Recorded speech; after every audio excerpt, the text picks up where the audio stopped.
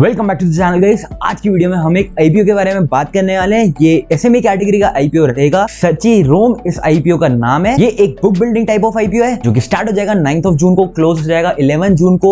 ये IPO 96 to 102 रुपए पर शेयर की प्राइस बैंड को लेकर आ रहा है। इसका जो बेसिस ऑफ अलॉटमेंट है ये 12 जून को पता लगेगा। रिफंड्स इनिशिएट 13 जून को होंगे एंड शेयर्स क्रेडिट भी 13 जून को हो जाएंगे एंड स्टॉक मार्केट में लिस्ट हो जाएगा 16 जून को। 1200 शेयर का एक लॉट रहेगा जिसके लिए मिनिमम इन्वेस्टमेंट 1,22,400 रुपए रहेगी। ये कंप्लीट एक फ्रेश इशू रहने वाला है एंड 60.41 लाख शेयर्स ये कंपनी इशू करने वाली है एंड 61.62 करोड़ का ये पूरा इशू साइज रहेगा एंड 228 करोड़ रुपए की वैल्यूएशन में ये कंपनी अपना आईपीओ लेके आ रही है। अब क्या आपको इसमें पैसे लगाने भी चाहिए, इसके बारे में बात कर लेते हैं। सबसे पहले बात करते हैं भाई ये कंपनी करती क्या है क्या ये कंपनी इनकॉर्पोरेट हुई थी जून 1992 में। ये कंपनी बेसिकली स्पेशलाइज करती है designing and manufacturing of fragrances and flavours. ये cosmetic fragrances, industrial fragrances, perfume, food additive, flavouring essence ये सब बनाती है। ये बेसिकली गाइस एक B2B टाइप ऑफ कंपनी है जिसमें ये कंपनी दुनिया की टॉप कंपनीज को अपनी सर्विसेज ऑफर करती है। उसके साथ ही ये इसकी जो फ्रेग्रेंसेस है ये personal care, body care, hair care, fabric care, home care, baby care, fine fragrance, air care, pet care, men's grooming and hygiene and wellness industries में यूज होते हैं। जो इसके फ्लेवर्स हैं ये beverage, bakery, confectionery, dairy products, health and nutrition, oral care, शीशा, meat product, dry flavours, seasonings and other चीजों में यूज होती है। ये कंपनी मेनली एक्सपोर्ट करती है मिडिल ईस्ट को एंड अफ्रीकन मार्केट्स में एंड एज ऑफ 2024 30 सितंबर इस कंपनी के 153 एम्प्लॉइज हैं इनके काफी सारे डिपार्टमेंट्स में। अब इसके हिसाब से तो आपको समझ आ ही गया होगा ये कंपनी करती क्या है। बेसिकली ना ये कंपनी B2B सेगमेंट में एंड जो भी फ्लेवरिंग एजेंट्स या फिर जो परफ्यूम्स वगैरह आप यूज करते हैं ना वो जो कंपनी मैन्युफैक्चर करती है एंड डिजाइन करती है वो ये कंपनी है। एंड अगर इसका फ्लेवर्स एंड जो फ्रेग्रेंसेस है इसके बीच में रेवेन्यू स्प्लिट के बारे में बात करूं ना तो 2024 में इस कंपनी का 92% रेवेन्यू फ्रेग्रेंस डिवीजन से आया था एंड 7.75% रेवेन्यू इनका फ्लेवर वाले स्पेस से आया था। एंड अगर बात करें इस कंपनी का इस आईपीओ को लेके आने का कारण क्या है, ऑब्जेक्टिव क्या है, तो इस कंपनी को एक मैन्युफैक्चरिंग फैसिलिटी सेटअप करनी है जिसका इन्होंने एड्रेस भी दे रखा है 1459 बी सेक्टर 32 गौतम बुद्ध नगर यूपी, जिसके लिए इसको 56.5 करोड़ रुपीस चाहिए एंड बचे हुए पैसे जनरल कॉर्पोरेट पर्पसेस के लिए चाहिए। अब अगर बात करें इस कंपनी के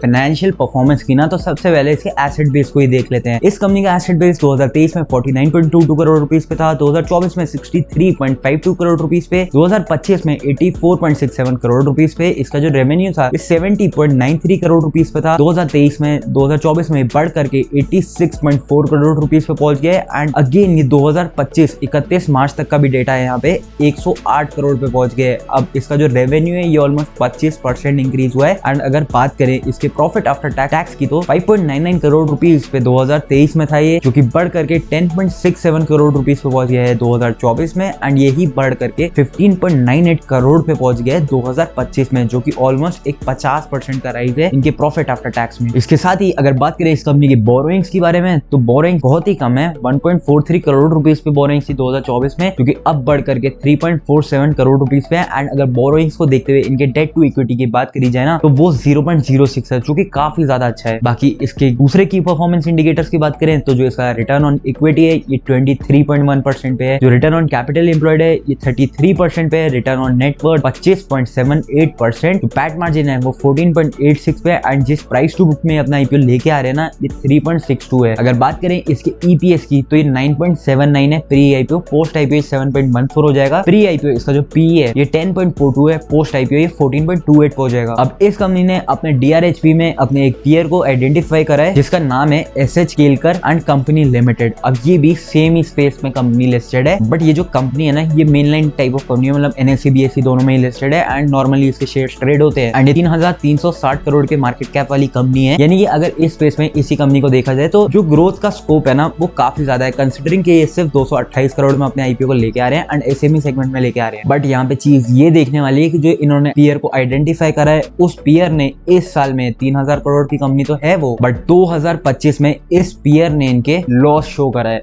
यस गाइस, इस कंपनी का प्रॉफिट ही नहीं आया है, ये लिस्टेड है, इस कंपनी का प्रॉफिट नहीं आया है, इसने घाटा करा है 14 करोड़ रुपए का 2025 के साल में स्टैंड अलोन बेसिस में। अगर आप देखेंगे कंसोलिडेटेड प्रॉफिट एंड लॉस की बात नहीं कर रहा हूं मैं, तो इस बेसिस में क्या इस बिजनेस में दम है? मुझे नहीं लगता है। दूसरी, अगर इस कंपनी के इसके ही पीयर से कंपेयर करा जाए ना, तो काफी अच्छी वैल्यूएशन में ये अपने आईपीओ को लेके आ रहे हैं, जिसमें इसके की परफॉर्मेंस इंडिकेटर्स जो ऑलरेडी लिस्टेड प्लेयर है जिसको इन्होंने आइडेंटिफाई करा है उसके सामने बहुत बेटर है। अब अगर बात करें इस कंपनी के लीड मैनेजर के बारे में ना, तो वही यहाँ पे मेन चीज है जिस वजह से इसकी ग्रे मार्केट में भी काफी ज्यादा डिमांड है। स्टार्ट भी नहीं हुआ है, जब मैं वीडियो बना रहा हूँ आज 7 जून है, मोस्ट प्रोबेबली मैं 8 जून को ये वीडियो अपलोड करूंगा जब आप इसको देख रहे होंगे, एंड ये आईपीओ 9 जून को स्टार्ट होगा। स्टिल इसकी करंटली मार्केट में काफी ज्यादा डिमांड है, 30% पे इसका ग्रे मार्केट प्रीमियम करंटली चल रहा है। एंड जिस लीड मैनेजर की मैं बात कर रहा हूँ वो और कोई नहीं, GYR कैपिटल एडवाइजर्स लिमिटेड है। तो इस लीड मैनेजर का ट्रैक रिकॉर्ड काफी अच्छा है, बट क्या सिर्फ ट्रैक रिकॉर्ड अच्छे होने से आपको अप्लाई कर देना है? ऐसा नहीं होता है गाइस। आपको ट्रैक रिकॉर्ड देखना है, मार्केट का सेंटीमेंट देखना है, उस टाइम में क्या चल रहा है, जो इसका ग्रे मार्केट प्रीमियम है वो क्या चल रहा है, किस वैल्यूएशन में ये लेके आ रहा है वो क्या चल रहा है, तो वो सारी चीजें ये देख करके आपको अप्लाई करना चाहिए। हालांकि जैसे मैंने पिछले बार भी आपको बताया था कि डर credit and capital SME IPO में जो उनका लीड मैनेजर है वो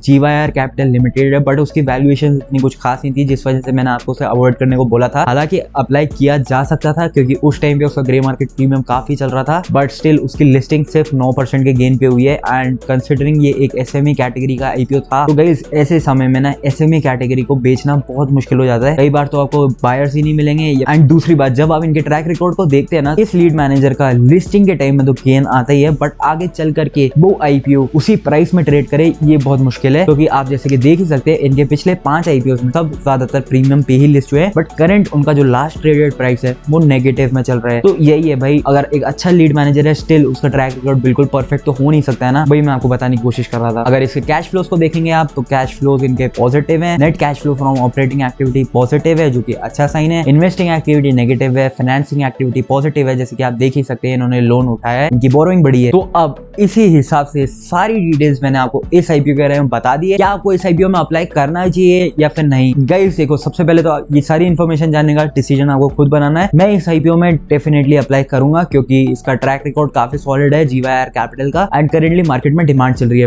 बट ये SME कैटेगरी का आईपीओ है, सिर्फ 60 करोड़ का इशू साइज है, अलॉटमेंट मिलना ही बहुत डिफिकल्ट है। अलॉटमेंट आ गया तभी तो गेन मिलेगा, क्योंकि SME कैटेगरी में बिल्कुल ना के बराबर ही चांसेस रहते हैं, पूरा लॉटरी बेस्ड ही रहता है। तो उस हिसाब से ही मैं अप्लाई तो करूंगा, अलॉटमेंट मिले ना मिले उसका कुछ कंफर्मेशन नहीं है। तो इतना ही था इस वाली वीडियो में। आई होप आपको वीडियो पसंद आई हो। वीडियो को लाइक कर देना, चैनल को सब्सक्राइब कर देना, कमेंट सेक्शन में बताना कोई डाउट है, कोई क्वेश्चन है इस आईपीओ से रिलेटेड या फिर किसी और चीज से रिलेटेड, मैं आपका आंसर जरूर कर दूंगा। मिलता हूँ बहुत जल्दी एक और न्यू वीडियो के साथ। Till then bye guys.